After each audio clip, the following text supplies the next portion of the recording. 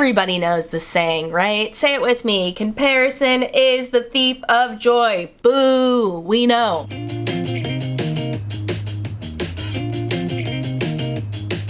Hello, and welcome back to the Hard Feelings Podcast. This is, of course, my mental health podcast where we talk about things like anxiety and depression, aka hard feelings. We've got a good one for you today. The feeling that we are exploring this week. Can you believe it? I feel like I finally figured out a format for this mental health podcast. Each week, I'm picking a feeling or two, whichever hard ones I'm struggling with. And this week, it's jealousy. Ugh, it's jealousy hard, dude. I am struggling with feelings of jealousy today, which are leading me to feelings of frustration, which are leading me to feelings of despair. So I want to talk it through with you guys. Normally, what I would do when a hard feeling like this comes up, I would really try to ignore it. I would try to distract myself so hard. I would say, ooh, feeling jealous? Let's just not look at anything that could possibly make me jealous and just zoom into Gilmore Girls and only watch that and don't think about this anymore. But I'm trying not to do that as much. I'm trying not to suppress my feelings and just allow those feelings to exist. If you've been following along with my podcast for a while, oh my gosh, thank you so much for returning. I'm so grateful. I don't know why I'm using this breathy voice. If you've been following along with this podcast for a while, then you know that I believe that every emotion has its gifts as well as its inconveniences. I believe, saying it like I invented that. I read a book called Dark Side of the Light Chasers. I still haven't finished it, but it's a very good book. And the author of that book, Debbie Ford, talks a lot about how each emotion has its gifts as well as its inconveniences. So like something like jealousy should, in theory, have a gift. And I'm looking for it. I'm searching for it. I'm digging through the weeds down here, man, and I'm not sure I found it yet, but I can tell you a lot about the inconveniences. The inconveniences of jealousy, everybody knows the saying, right? Say it with me. Comparison is the thief of joy. Boo! We know. I'm sorry, I'm not booing that phrase, but like, it just feels overused at this point. At least for me. I feel like I know that comparing yourself to others does nothing but make you sad and make you feel worse about yourself. Like, I'm aware, but there's gotta be a gift in there, right? There's gotta be. We found the gifts in anger. We found the gifts in guilt. We found the gifts in rudeness. So what is the gift of jealousy? You know what? I think it'll come to me as we're doing the episode. So I'm just gonna start by telling you all of the things that were making me feel jealous this morning because I got a whole page and a half's worth of them in my journal here. Today, I'm feeling jealous of people who have a routine that works for them and allows them to be successful. I'm jealous of people who get up early and hustle and grind to reach their goals. I'm jealous of people who don't struggle to focus and who don't worry about the future every second of every day. I'm jealous of people who find motivation easily and who can work really hard every day without hitting a point of burnout. People who can commit to a schedule. People who feel excited to get out of bed in the morning. Adults who actually feel like adults. Do they exist? I don't know. But if they do, I'm jealous of them because I don't even feel close to an adult. I was telling my boyfriend the other day, I kind of feel like I hit like 17 and just never got any older. Like obviously I can look at myself now and look at myself in pictures when I was 17 and I clearly see those are two different people. And I'm aware of all the circumstances that have happened between then, you know, gone to multiple schools and just like so many things have happened. I'm aware that I've grown and changed as a person, and yet I still feel like I'm 17 when I get overwhelmed, when the adult things that I have to do, like pay bills and make enough money to pay rent, I suddenly feel like a teenager again, you know? I feel so helpless, and a lot of times I do just call my mom and I say, what am I supposed to do with this? Because nobody ever teaches you how to do things like taxes and whatnot, unless you went to school to be an accountant, which, great for you. I'm jealous of you too, adding it to the list, people who are accountants. So yeah, those are all of the things I'm currently struggling with being jealous of, and I feel like those things, ooh, wait, I think the gift of jealousy is coming to me, you guys. Could the gift of jealousy be figuring out what your limitless potential is?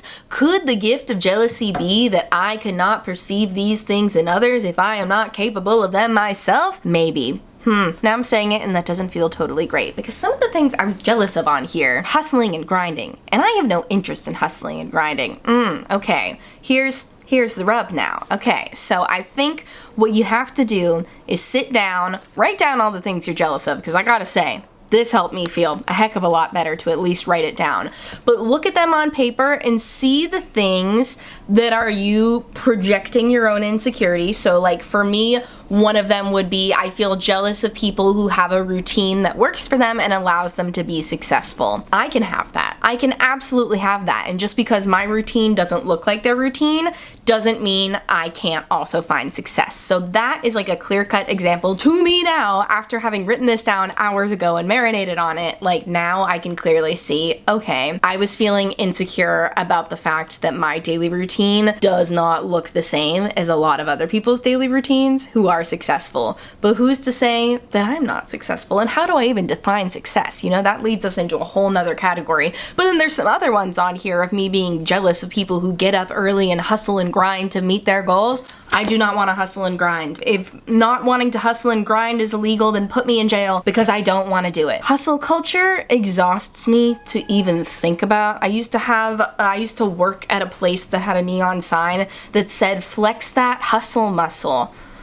And it would make me want to just pass out every time. The hustle culture, I hate it. I don't want to be a part of it. I have no issue with, and I think it is wonderful when people work hard to achieve their goals, but just the nature of the words hustle and grind implies working yourself to the bone and making yourself miserable in order to achieve those goals. And I'm not willing to be miserable, frankly. I have no desire to be miserable. What's my dream job? I do not dream of labor. I do not want a job to feel like work. But, you know, I also understand that it's not attainable for everyone right now. Like I've said a million times in this podcast, I'm very lucky that I work for myself and get to make my own schedule, which makes me feel incredibly guilty because I used to not do that. Like I said, worked at a job that was all about flexing your hustle muscle. But hey, I still wrote it down on my list of jealousies. So clearly hustling and grinding is still something I'm thinking about. But like I said, I think that's the other example of things you're jealous of, being an indicator of things that you need to let go of. Some of the things I wrote down that I'm jealous of are things that I can attain for myself, and I'm just being self-critical and doubting myself, when other things I've written on that list are things that I think I should want to do, and because I don't do them, I feel bad. But like I said, who says you need to hustle and grind to be successful? I know plenty of people who have worked really hard to get where they're at, but are also not miserable while they're doing that hard work because they're not forcing themselves to do it the same way it's always been done. You know, a big thing I've been talking about with friends recently is like tapping into your feminine energy versus masculine energy. And this doesn't refer to gender at all. It's literally just like the feeling of the energy. Feminine energy tends to be more community-based, more personal, more intimate, whereas masculine energy tends to be a little more aggressive. You know, you can think like you're a salesman working at the car place who's upselling you and, you know, getting you selling as much as possible, hustling and grinding and just like, yeah, I can't put any more effort into this example, versus like the feminine energy would be more someone who like sells you by telling you a story about a personal story or something, a reason why they love the car or something. I don't know. I should stop using a car example. I put a good Venn diagram on the screen the last time I was talking about masculine and feminine energy. I'm gonna put it back up there again. Come check us out on YouTube if you want to see it. But yeah, I think the hustle and grind mentality is a big masculine energy type of thing, and there's nothing wrong with that because you need the combination of both. You need the combination of masculine and feminine energies in order to thrive, whereas historically, masculine energy tends to be what is put in the spotlight, what is expected, what is the norm. It's called patriarchy, babe. Look it up. But yeah, to rein this tangent back in here, I don't need to feel jealous of something that I don't want. It seems really obvious when I say it out loud, but clearly, like I said, I wrote it down on my list of jealousies here, so clearly it's something I'm feeling jealous of. I think I'm feeling jealous of my lifestyle, my way of doing things not being perceived as normal. Having to take breaks, having to give myself little treats along the way, watching Gilmore Girls while I work because it helps me focus. Like, because my way of focusing, my way of getting things done is not the normal way of getting things done. I'm feeling jealous of people who get things done in the perceived normal way. Yeah. Oh, dude, I gotta tell you, this is gonna be my mental health hack of the week, is writing down your list of jealousies, because normally when I go to journal, I journal like after I've worked through the emotion in my head, and I journal to like help get the information all down, but today I didn't even wait. I didn't even wait to marinate on it. I was just like, you know what? I'm feeling really charged up right now. The jealousy is there and it's leading me to frustration, which is just not a place that I can get things done in. And I had things I needed to get done today. So I just wrote down the list of all my jealousies and I felt a lot better afterwards. And like I said, now that I've had some time to marinate on them, I'm reading through all of them and I'm like, girl, relax. I'm jealous of people who are excited to get out of bed and start each day. I don't think I know anyone who is excited to get out of bed every single day. I need to remind myself that social media is not real. I'm reminding you too, social media is not real.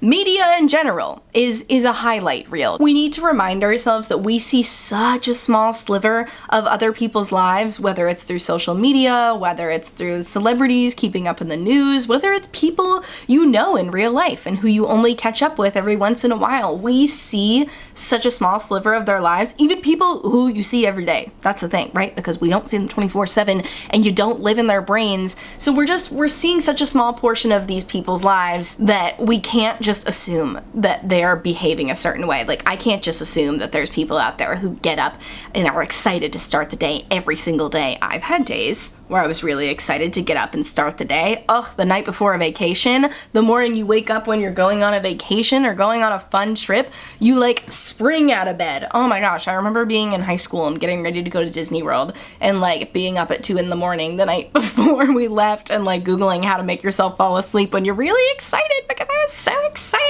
And then I like barely slept, but still when my alarm went off, I like sprung out of bed, because we all have days where we're excited to get up, but I think more often than not, most people probably feel pretty neutral about it, or struggle like I do. You know, I really struggle to get up in the morning no matter how early I go to bed the night before. I take all of these precautions, I set many alarm clocks, and I struggle. I really struggle to get out of bed in the morning. And usually once I'm up, I'm fine, but I struggle to take that first step out of bed. I always like joke with myself that if I can get one foot on the floor, I am good, baby. Once I'm grounded, I'm up, I'm going, I'm raring to go. But if my feet are still in the bed, it's like I'm suspended in outer space and I can't break through that atmosphere. It's something I'm working on. For a long time, I used to write down my goals. I like to write down my intentions for the month at the beginning of every month, and I did that I did it on Halloween, October 31st, going into November, and this was the first month that I have not written down get up earlier. Every single month this year, I've written down get up earlier, and I've even tried to give myself a specific time, and it just hasn't worked. And you know what? I get up a lot earlier, like more consistently earlier now than I did in January, so I'm still really proud of how far I've come, but I'm done writing down a time saying, you need to be up by 6 a.m. every day. I never said 6 a.m. I just don't want you to judge me by the time I wrote down, which was 8:30 a.m. Okay, I work for a long time.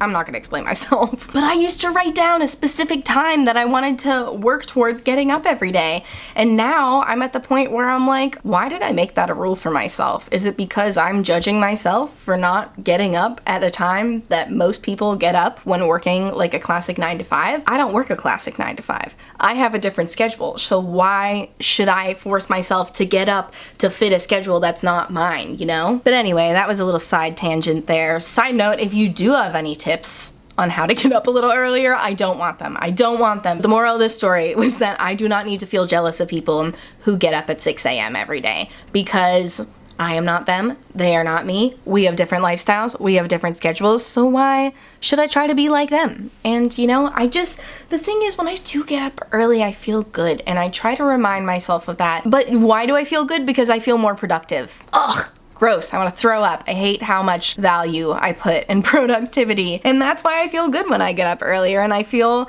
bad when I get up later because how am I gonna catch up on all this productivity? As if I don't still have plenty of time to do it. You know, that's the thing with not having a 9 to 5 is that you don't need to work the regular 9 to 5 hours. I don't really take a lunch during the day. Like a classic 9 to 5 will give you like an hour lunch break. I tend to work while I'm eating lunch, and I often work past 5. I sometimes work on weekends if my boyfriend is working. Like, you know, my schedule is not the same as theirs, so why feel jealous of someone who has a different schedule and lifestyle of me? Like, it feels so silly now, but when I was writing it down this morning, I felt so serious about it. I felt so serious about this jealousy. So maybe that's the gift of jealousy, is jealousy can help you realize what you need to let go of.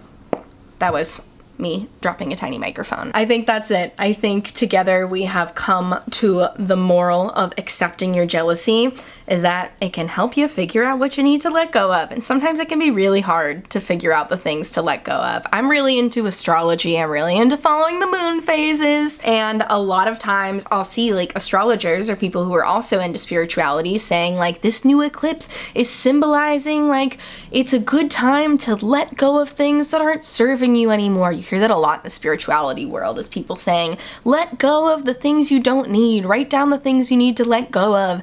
And I sometimes struggle to think of those things. I can recognize that it's good advice and I can recognize that I definitely have things to let go of, but I can sometimes struggle to think of what those things are. And now I feel like jealousy is kind of my superpower because I wrote all these things down earlier and now I'm seeing all of these things I need to let go of on the page. So cool. Like I said, there's still some in here where like girlfriend was projecting when she said I feel jealous of people who have a routine that works for them and allows them to be successful because like I can have that too. But a lot of the things on here are just things that I need to let go of and accept that I'm different, baby, and that's cool. Why blend in when you are born to stand out? So yeah, that's a nice little wrap up for us here.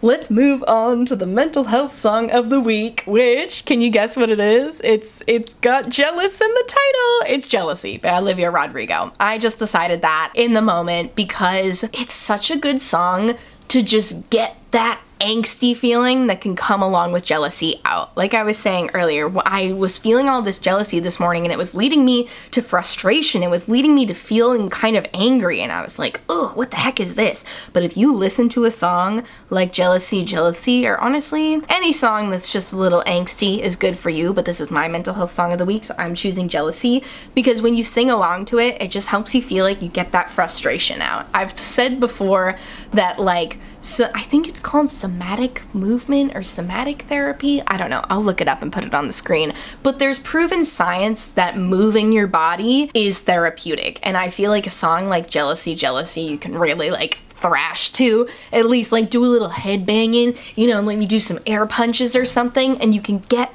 that frustration, get that angry feeling out of your body. And it is helpful, I gotta say. So definitely listen to Jealousy. I'm not even gonna single out lines because the whole thing is just her saying, she actually does say comparison is killing me. She doesn't say that comparison is a thief of joy. She says comparison is killing me slowly. Comparison is killing me slowly. I think I care too much about kids who don't know me. I'm so sick of myself. Rather be anyone else. Those are the lines and they're wonderful. And they're even more fun when you sing them while you're thrashing a little bit. So that's the mental health song of the week. All right, everybody, and with that, we have reached the end of the episode. I'm wearing really cute cow slippers today. Check it out. Little cameo at the end here for those of you watching. Very cute. But I hope you enjoyed this journey we took together talking about a very hard feeling, which is jealousy. And I just hope this made you want to journal about your own jealousies again. I don't know. If you're feeling jealous right now too, I've been told it has something to do with eclipse season, that we're all feeling a little off right now. So I just want to say that. A friend said that to me earlier and it made me feel a lot better,